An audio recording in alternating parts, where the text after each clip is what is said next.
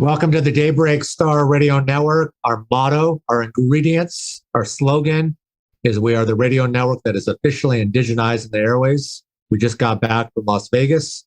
Our first interview back here at our worldwide headquarters in Seattle is with the one and only Brandi Vezina.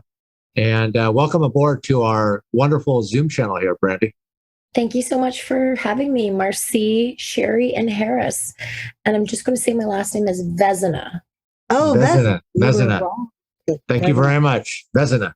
Vezina. I have been saying it wrong for 3 years. Okay. All right. Thank you for correcting us. Yes. So tell us who you are and your tribal affiliation, where you're from. So Marcy Tanche, my name is Brandi Vezina. I'm a singer-songwriter from Winnipeg, Manitoba, the homeland of the Red River Métis Nation, Treaty 1. I am a singer-songwriter, I'm an educator, and I am an online coach and motivational speaker who has been working all across Manitoba for many years in community. And it is definitely a blessing to be able to share my music all the way across, nations, across Turtle Island, and even in Seattle. So merci. So for people that are going to be watching this interview, Brandi, please let our audience, and I'm sure you'll be promoting it too. It's all about acquiring new fan bases. How did you get into making music? How did you enter into the music business? My family has always been musical. My mom married a musician. My grandparents had a band. My mom has CD. My brother is a singer-songwriter. And to be quite honest, I was just really unhappy as a teacher, like really, really unhappy. And I got into a program in 2018 that was all about emerging artists in the music industry. And I was really struggling with PTSD at that time because I got hit by a semi in 2017. Wow. Oh, wow. Wow. Yeah. My granny kept saying, "You're not the same, my girl. You're acting so different." And I would do really weird things. I had repeated checking, and it was just I was stuck, right? So I got into some amazing therapy and counseling, but then I really, because I'm a nerd, I have an environmental science degree, I have a teaching degree. I went full-fledged into learning about the music industry, and lo and behold, I have I'm working part-time as a teacher, and my music is thriving. So I got to work learning what to do. Fantastic. That's really awesome. So along the way, who has been your biggest music inspiration and or who would you want to collaborate with? Well, number one, I love the Stones. They're my favorite. And I love Lambert. But ultimately, my number one that I visualize and dream of and has always been my dream is obviously Keith Richards. Yeah, super talented. Super, super talented. We're a big fan. We're a big fan of all your music here. We've got definitely a music library full of your songs. But if we talk about "Do It Right," which is one of Sherry's favorites, one of my favorites here, how is that song special to you in your own words as the chef, in the kitchen whipping it up? Well, first of all, I dedicated this one to my uncle who just went to the spirit world in January. I get choked up. So. Sorry, you don't have to cut it. Authenticity is a good thing. I came into this writing session and I just said, I don't want to write anything about relationships because if you know me and you play my music, it's all relationship driven. I just want to write about having a good time and females going on a road trip. And I mean, I'll be 10 years sober this year, but I was a badass for many moons. So I just really wanted to channel that energy of just females empowered, having fun, coming out of the pandemic, having a good time. But I did make sure when it was recorded that a real Stones essence was brought into it for my uncle, because my Uncle Norm was the one who got me into the Rolling Stones as a child. Oh, that's awesome. Great Yeah. story. Yeah, a couple of my other favorite songs from you are Danger and John Dillinger Type. So it's, definitely some relationship stuff in there. Yeah. That's for sure. So congratulations on 10 years of sobriety too. That's a feat. Excellent. Good job. Yeah. So your music is often with the relationships and with what you just said about your uncle. How does music help you heal? Because it sounds like it it does. Your lyrics are pretty strong. Thank you. Well, I wear my heart on my sleeve, and I can say that a lot of the lyrics come when I'm sleeping, and they come in dreams, and they just channel through me. So because I'm sober, like I'm super ultimately sober, I think it's much easier for Great Spirit to just bring what I need. Like danger, my girl, it'll destroy your world. I actually woke up in the middle of the night, wrote that down, and that was the first song that I ever wrote on my own by myself. And I prayed for it actually, because I went to this program, and I was the only one there who didn't have my own original music. And I thought, yeah, right.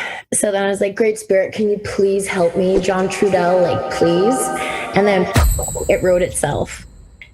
I just really like to be honest about the things that I've gone through, and that's in my wheelhouse right now.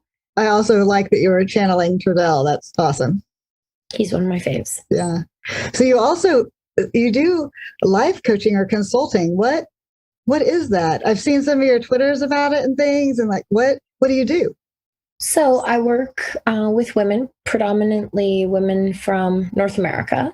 And I work with them in programs. I love live coaching. So I'll do trainings in Facebook groups, and they're usually between 1 and 3 weeks, and really focusing on going inward is my main program, Going Inward Deep Dive. I've written 3 books, and I had a blog, a column, and I have a podcast. So it all works together. Like, sometimes when you feel like it's not working quick enough, or YouTube as well, like I have a YouTube channel. I didn't give up. I didn't quit, because I knew my greater purpose being sober is to help other women connect to themselves in the ways that I wasn't connected to myself. And now that I have boundaries and standards, I teach other women how to set them for themselves, so they don't have to suffer as much as I had. Or if they are, that they can set boundaries for themselves and create the best life that they want to live.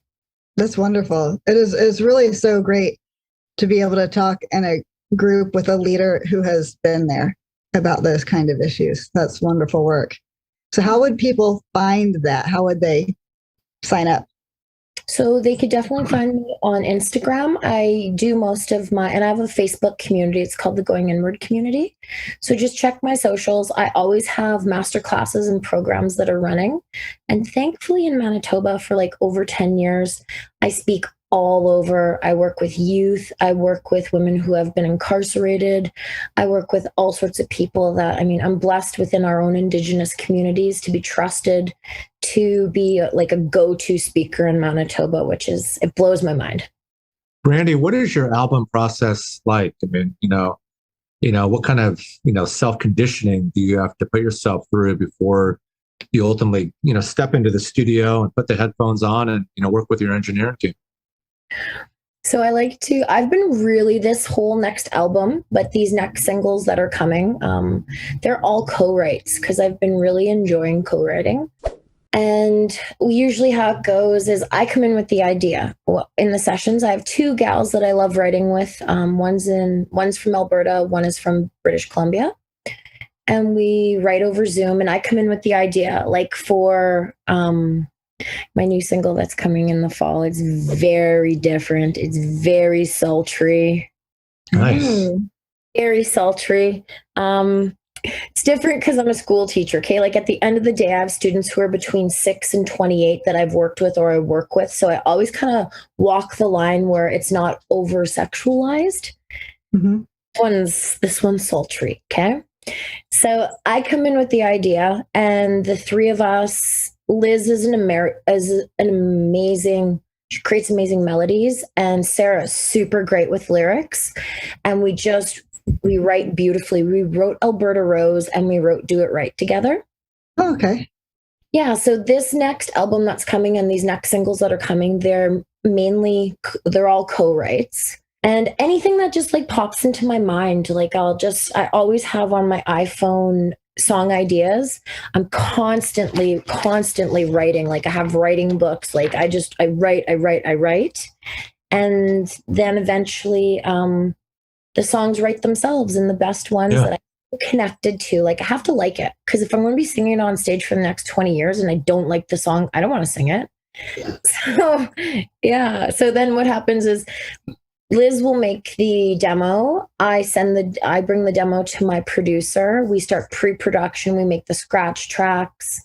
Then what we've done lately is he has taken the scratch tracks, and I have like, it's like I'm bragging, but I have like an all-star band behind me. Dallas Smith is a super famous Canadian. His bass player, Travis Switzer, plays on my songs. Gord Bamford, who's a very famous Canadian artist, his drummer plays. Like, yeah, I have like an all-star CCMA award-winning band on my tracks. And then Murray and I do we do the vocals, and it's fun. I really love my producer. We get along so well.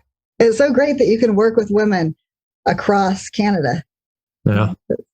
Yeah. Thank you, technology. Big fan of Vancouver. I love going up to Vancouver for like a weekend getaway. Stanley Park, and some of the best crepes are up there. Delicious. A little cousin of mine is going to UBC right now. Nice. So how does being Native influence your music? Do you ever use any Native stylings or like traditional stylings in your music? So I have used a traditional drum in Danger. Now, I'm Metis, so our nations are a little bit different. Like in Canada, there's First Nations, there's Inuit, and there's Metis.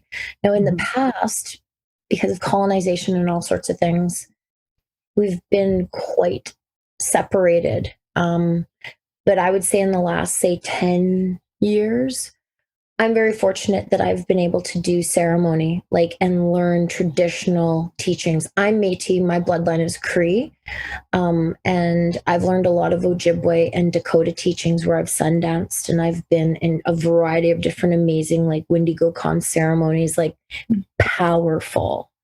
That in the past, it had to be kept very separate because it was illegal at one time in this country. But yeah, I bring the drum in, and I've been blessed and given a drum, and I haven't brought in, sometimes you hear the way I talk, I'll say, yeah, you hear it in my language.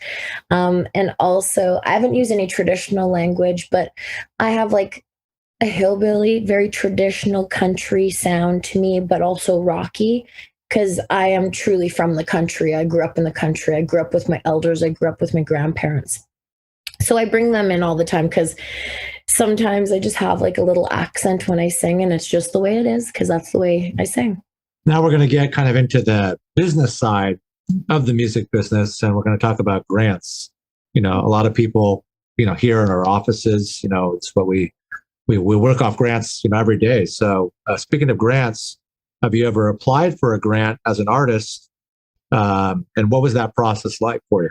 Yes, I have. At first, it's super horribly intimidating when you hear the big N-O. But I really learned in a program I took, Canada's Music Incubator, that when you're writing grants, you always got to read the mission statement of the grant, or the purpose, or the fund. You got to read what the funders are looking for. I've received a couple amazing grants, actually. Good for you. Thank you. From the Canada's Arts Council, but an Arts Council in comparison to something like Factor, which is all monetary and it's very money driven. An Arts Council gives you the opportunity to be more creative and create art, right?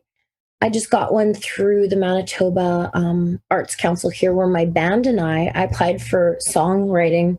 Sorry, this is Harvest Moon. Hi, Harvest. But to take my band and I to outside the city and go write for 2 retreats, and they got to meet my horses, and we got to write. That was cool. Wow, cool. That sounds amazing. That was wonderful. Yeah, so you had a sabbatical, basically, with the band. We wrote a Christmas song. It's really good. Super cute. Yay. We'll need it for Christmas time. Yes. It'll be here before we know it. Right.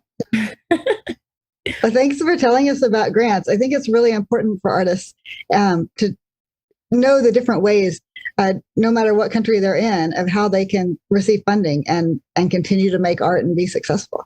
So, And is you're going to hear no. You're going to hear no all the time. You're going to hear no from radio stations. You're going to hear no from promote. You're going to hear no, no, no, no, no. But then you'll start hearing yes and more yeses. So don't quit. If you don't get it the first time, don't throw in the towel and never try again. Just keep going, improve, learn to do it better. Yeah, exactly. it's actually a great segue to my next question, which is what would be your advice to Native youth who might want to get into the music or arts industries? Do it. Do it right. Learn about it. I'm a teacher. I'll always be a school teacher. You have to, you could be an amazing basement DJ or an amazing basement guitar player. But if you don't learn about the industry that you're going into, that's where you will remain. But I mean, to be a dreamer, to be gifted, to be talented, that's beautiful. Like that, those are gifts and they're meant to be shared. But definitely have the humility to be able to learn from people who know more than you about whatever industry that you're wanting to go into, and continue to learn all the time, because the more you learn, the more you know. Wonderful answer. And I'm sure you have a lot of, things that you can't talk about yet, you can't release yet. But if there are any things that you can't talk about for our audience that will be tapping into this interview, what's next? What's coming up on the roadmap? I know you touched on a couple of the upcoming new singles, new projects. Any upcoming dates, plans to come to Seattle? I'm not ready to travel yet. I do want to travel west for sure. And I will pass through and come into the station and have an interview with you guys in due time. Looking forward. Thank you. I do have tons of shows this summer. And what I'm really focusing on is building my show. And no matter if it's a tiny little coffee house to a big, huge festival, I want people to leave feeling connected and that they had a good time. So I'm just really working on building my show, because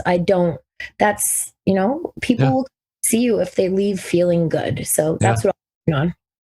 The architecture, the blueprint. Yeah. Right. Well, if your shows have any of the energy that your videos do, I suspect they're quite fun. Yes. Thanks. And yeah, it's fun. I love making videos. I love taking pictures. I love band rehearsals, but I don't like sound checks. Brandi, we would like to thank you for your time joining us on our amazing Zoom channel here. This will be on the daybreakstarradio.com website, be the top interview. When we have to get our team to do all the magic touches and editing. And the one point of this topic of this interview that you discussed today was, artists like yourself, radio, they always hear no, no, no.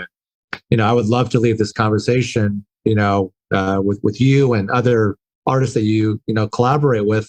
When we think of the Daybreak Star Radio Network, let's turn that psychology from no into yes. Sherry and I are adamant about supporting artists, especially within our Native community. 95% of our library is Native.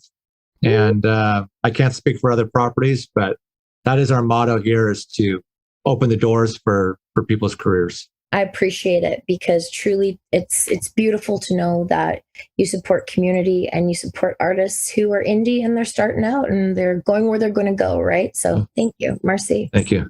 Thank you for joining us. Yeah, thank you for joining us.